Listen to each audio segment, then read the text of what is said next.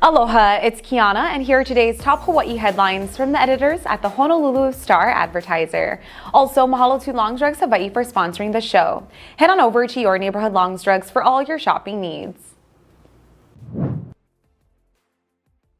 A pair of abortion bans in deeply conservative states fell short of advancing this week, suggesting the divisive issue is becoming a problem for the GOP. The votes were close and debate was heated among Republican lawmakers in Nebraska and South Carolina. In Nebraska, an effort to ban abortion after about the 6th week of pregnancy fell one vote short of breaking a filibuster, and in South Carolina, lawmakers voted 22-21 to shelve a proposed near-total abortion ban for the rest of the year. Abortion remains legal in Nebraska through 20 weeks of pregnancy, and in South Carolina through 22 weeks.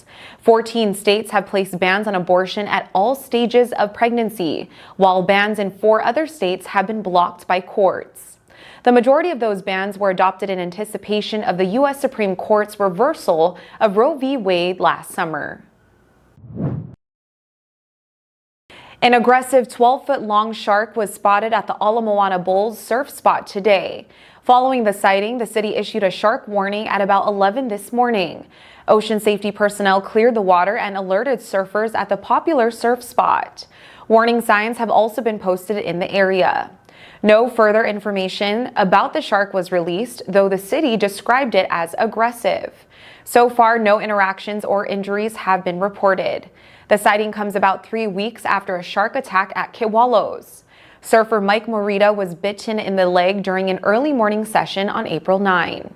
He managed to fight off the shark with the help of fellow Kewalos regulars. Doctors later amputated Morita's right foot.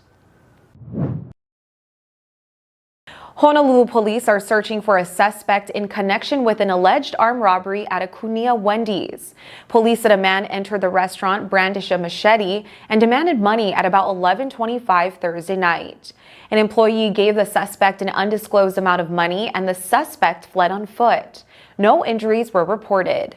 The suspect is described as being in his 20s and 5 feet 11 inches tall.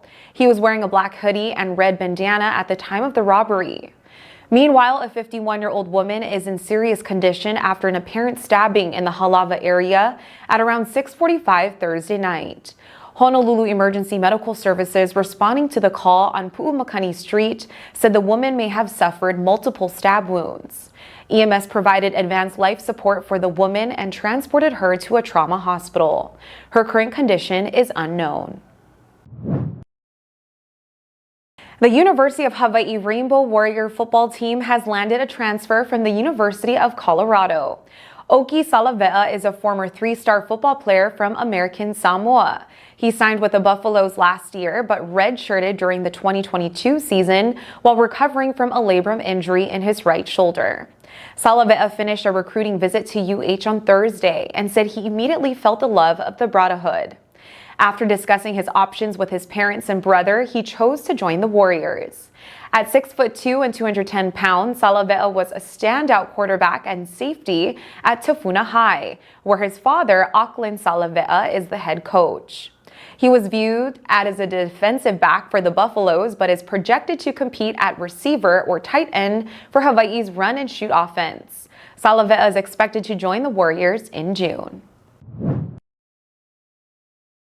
Finally, a 7th grader in Michigan is being hailed as a hero for bringing a school bus to a safe stop on a busy Detroit area road after its driver passed out on Wednesday.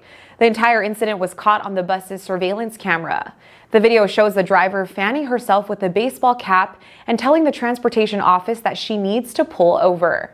Seconds later, Dylan Reeves jumped into action, hitting the brake pedal and grabbing the steering wheel. He stopped the bus as it was veering onto oncoming traffic, then instructed fellow riders to call 911.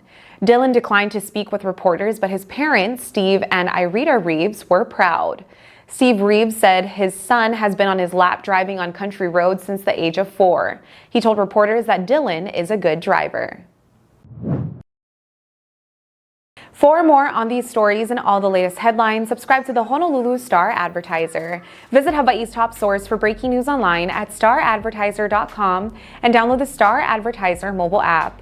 Mahalo, have a great weekend, and we'll see you back here next week, Monday. I was able to earn my master's degree in 6 months at WGU. The competency-based learning made all the difference in the world because I was able to apply what I already know and move through those courses faster.